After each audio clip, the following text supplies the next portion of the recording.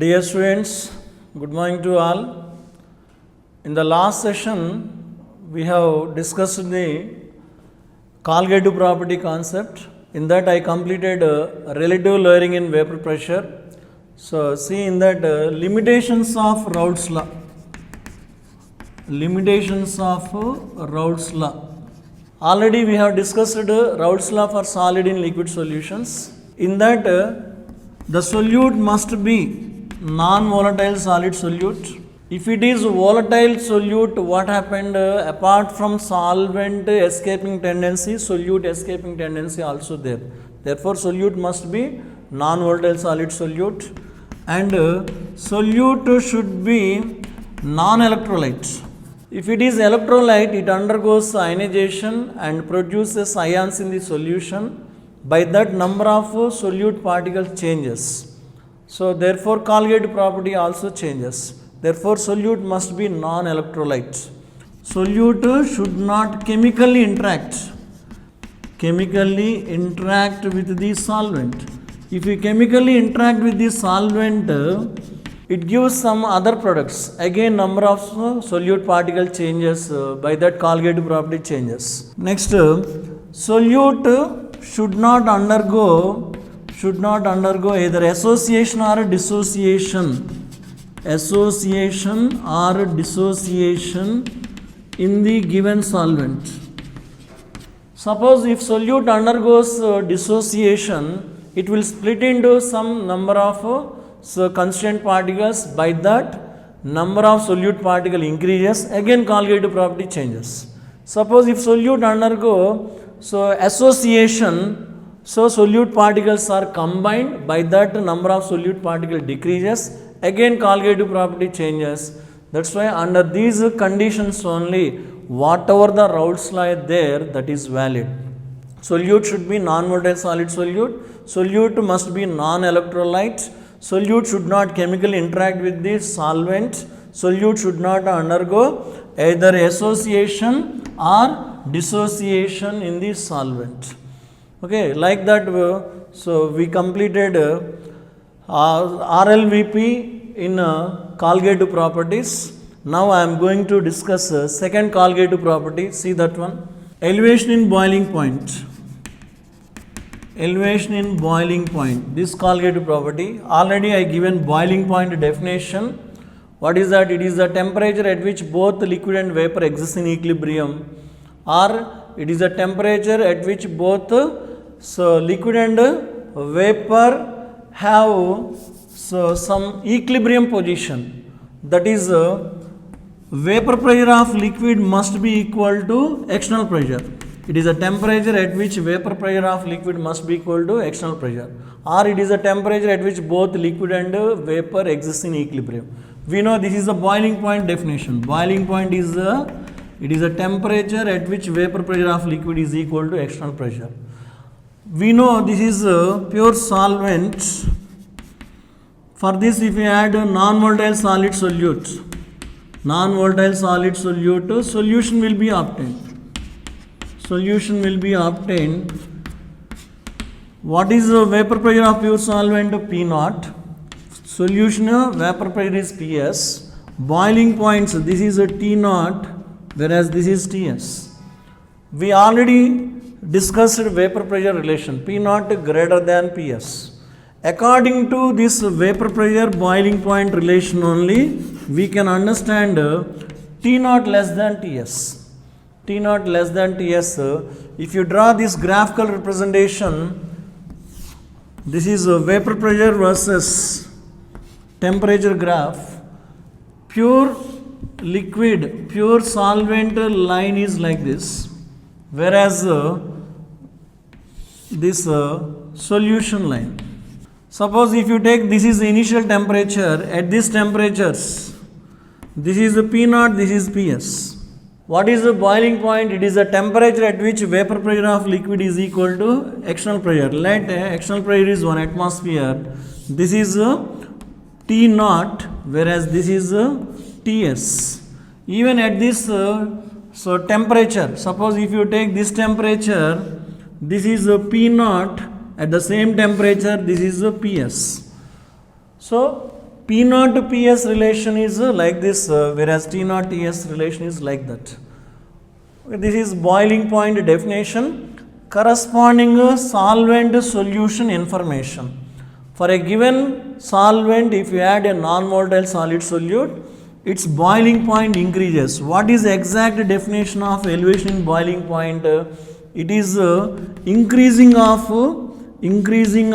boiling point of solvent by the addition of non-volatile solid solute. So whenever a non-volatile solid solute is added, boiling point of pure solvent increases. Then there is a elevation that is defined as elevation in boiling point, which is denoted by delta Tb. So what is delta Tb mathematical equation? So delta Tb is mathematically expressed as Ts boiling point of, this is the solution boiling point, and this is T naught of boiling point. It is the boiling point difference between solution and corresponding pure solvent. What about corresponding units? This is the temperature difference. Temperature unit we can use in terms of Kelvin or degree centigrade. What it's mathematically calculated equation. This is a definition equation only. I just completed definition. This is a definition mathematical equation, whereas this is these are the units and calculated equation. Calculated equation. By using Clausius-Clapeyron equation, finally we can simplify this calculated equation. That calculated equation is delta Tb is equal to Kb into molality. This is the calculated equation, where Kb is the molal boiling point constant or molal elevation constant or ebullioscopic constant, and M is the molality of the solution. Molality of the solution. It can be derived by using Clausius-Clapeyron equation at a time, or in another way it can be derived from the Clausius-Clapeyron equation, or from another way we can obtain vapor pressure versus temperature graph also. Anyway, so we need not require that derivation. Directly I am giving this expression delta Tb is equal to Kbm.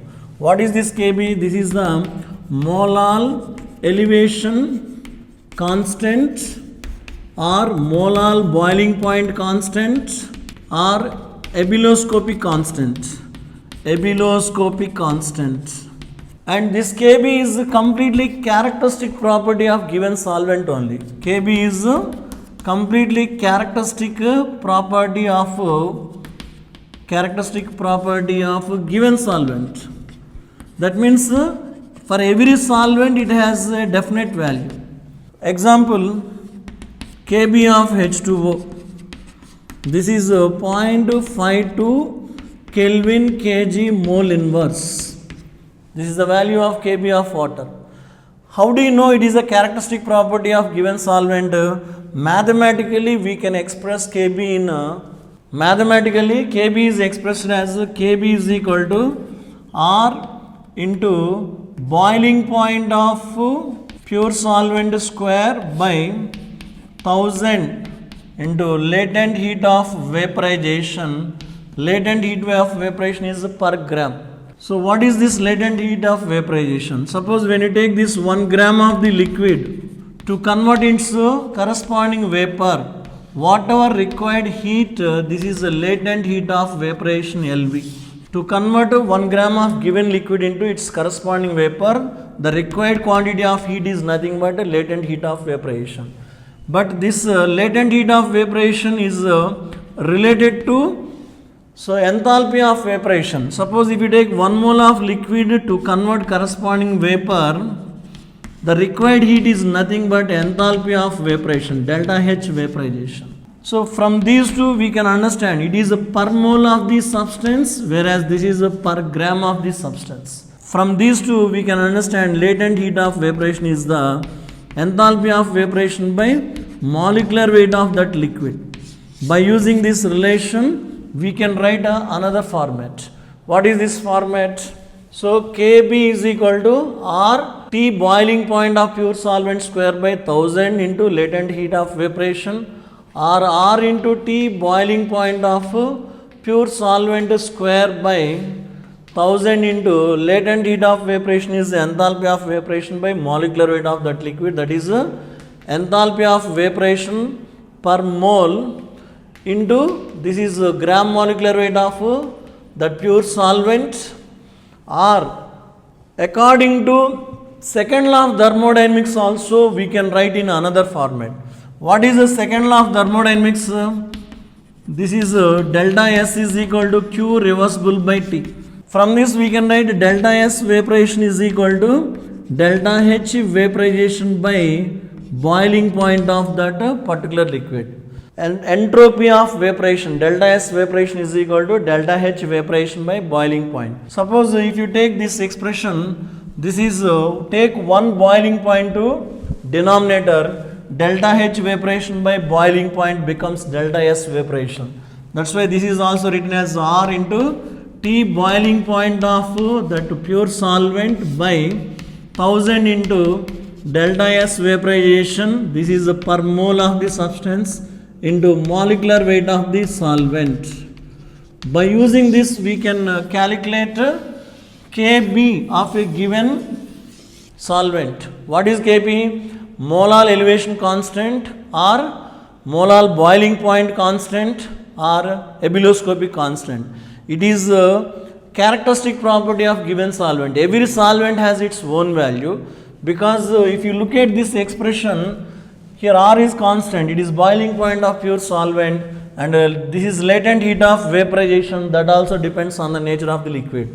So these two related to given nature of the liquid. Similarly here also delta H vaporization and molecular weight of the solvent, boiling point of the solvent. Based on all these, what we can write Kb factors. Kb factors are Kb directly proportional to boiling point of that particular solvent, or inversely proportional to enthalpy of vaporization,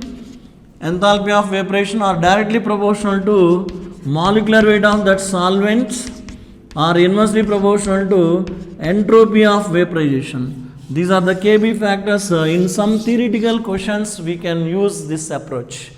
It is directly proportional to its boiling point, inversely proportional to enthalpy of vaporization, directly proportional to molecular weight, and inversely proportional to entropy of vaporization. So based on previous mathematical equation, we can write Kb units. See that Kb units. Kb units. So delta Tb is equal to Kbm. How do you define exactly Kb? If m is equal to 1, then default delta Tb is equal to Kb.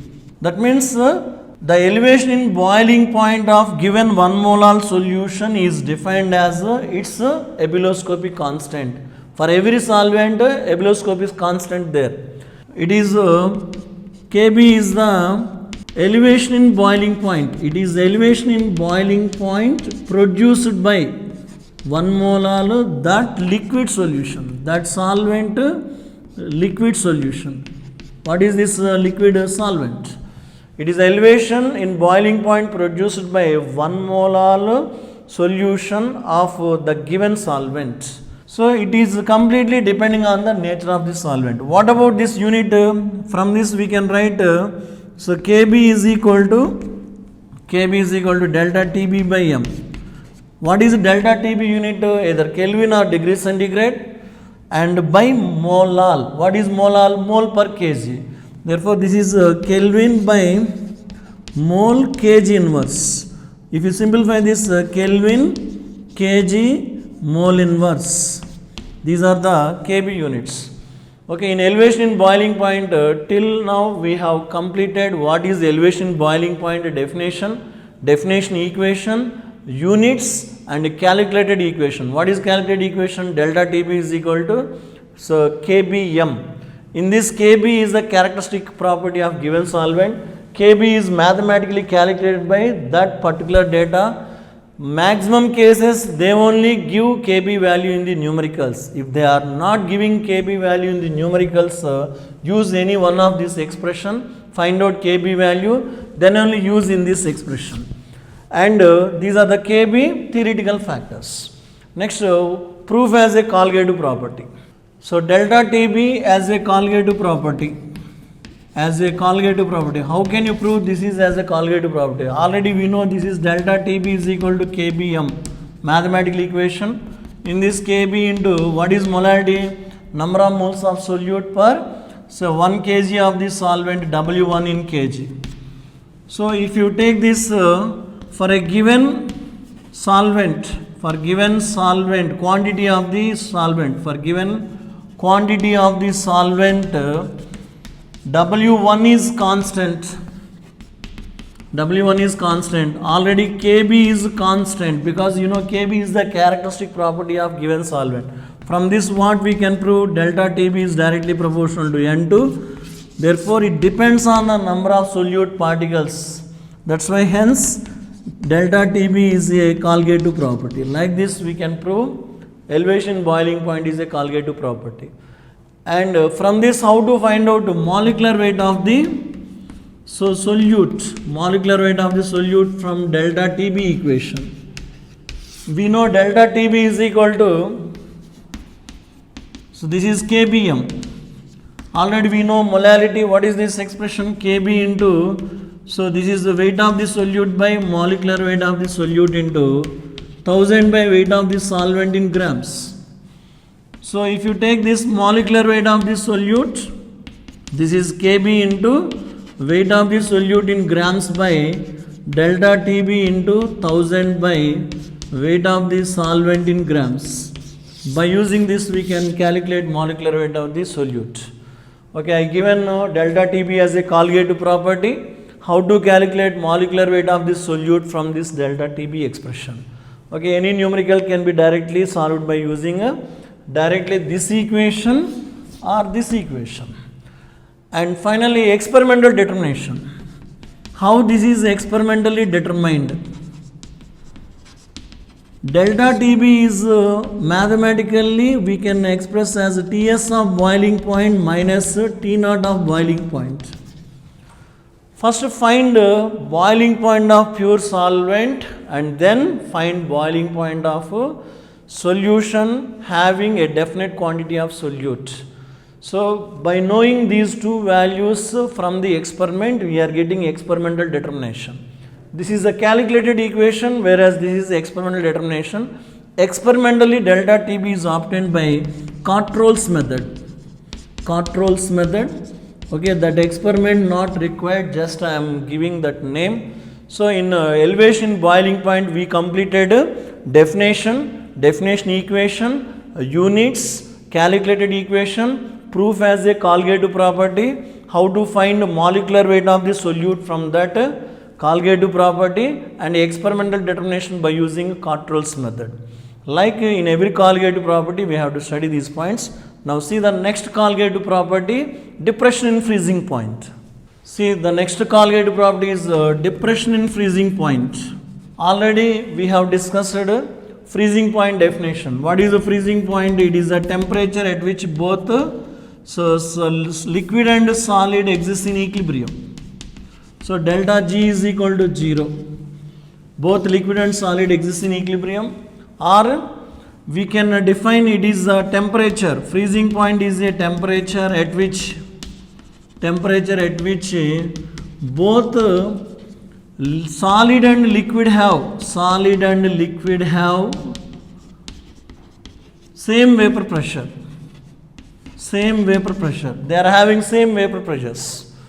And one more point, so this is for same solute and solvent to solute, both are same, but I am taking different concentrations. For different concentrations, freezing point vapor pressure directly proportional. More vapor pressure, more freezing point is there. This is true for same solute and same solvent, different concentration solutions. Suppose if I am preparing this is a pure solvent, add x grams of solute, then solution comes. Suppose if you add y grams, again solution comes, but it is solution 1, this is a solution 2. This is solution 2. So for same solvent, in one case add x grams of solute, you are getting one concentration solution. If you add y grams of same solute in another case, you are getting another concentration solution, solution 2.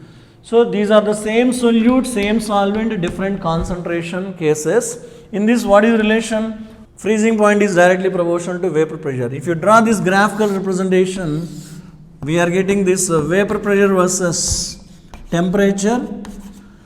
This is a liquid solvent line. We know vapor pressure versus temperature graph can be explained by Clausius-Clapeyron equation. It is exponential increasing graph. Okay, this is a liquid solvent graph. But if you know, when you decrease the temperature, liquid becomes solid. Where those two comes in equilibrium, that is called a freezing point. So in this position, what happened? Suddenly decreases. This is a solid solvent line. This is a liquid solvent curve, whereas this is a solid solvent curve. Now this point is nothing but a freezing point of the solution. So this is P naught. P naught. So when you decrease the temperature, liquid solvent somewhere becomes a solid solvent. Okay, between this liquid solvent, solid solvent, there exists equilibrium. And the corresponding temperature is the freezing point of pure solvent. Okay, if you take the solution 1 and solution 2, different concentrations. Suppose this is a solution 1, this is a solution 2 with different concentrations. As the concentration increases, vapor pressure decreases. Because here vapor pressure is inversely proportional to concentration of the solution. More concentration there, more solute-solute, more solute-solvent interactions there. By that, escaping tendency will be decreased. As concentration increases, vapor pressure of the solution, this is the PS. PS is inversely proportional to concentration. Suppose this is solution 1, solution 2, in this C2 greater than C1. C2 greater than C1. That means second solution has more concentration than first solution.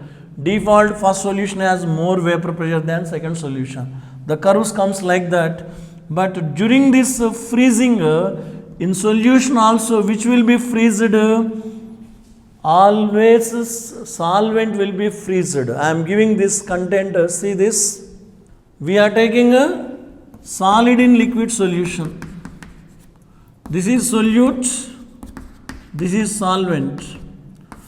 When it is allowed to decrease, temperature decreases. Temperature decreases. In solution state also, solute is a solid only.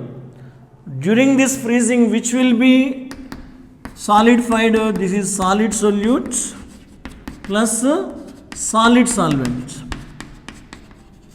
So this will be obtained. This is a freezing of solution. During the freezing of the solution, during the freezing of solid in liquid solution, solute role is not at all there, because in solution state also solute is in solid state. The solid is as it is coming here. But in solution, which will be in liquid phase solvent, during the freezing, when you decrease the temperature, that liquid solvent becomes a solid solvent. Therefore, which equilibria will be established during the freezing process? So the liquid solvent and solid solvent equilibrium will be established. In the same aspect, during the vaporization, in elevation boiling point also we can understand same point. During the vaporization of solution, which equilibrium will be established? Liquid solvent and vapor solvent. This is when you increase the temperature. When you increase the temperature, so this is a solid solute. This is a solid solute plus vapor solvent. Vapor solvent. So during the boiling, liquid solvent, vapor solvent equilibrium will be established. During the freezing, liquid solvent and solid solvent equilibrium will be established.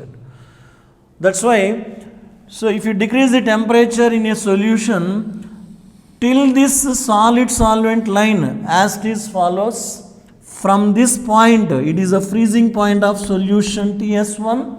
Later it follows solid solvent line only. Similarly, when you take the solution 2, it is allowed to freeze till the solid solvent. This freezing happened. From this temperature onwards, it follows solid solvent line. So if you look at this one, so P naught greater than PS1 greater than PS2, whereas T naught less than TS1 less than, so even T naught greater than TS1 greater than TS2.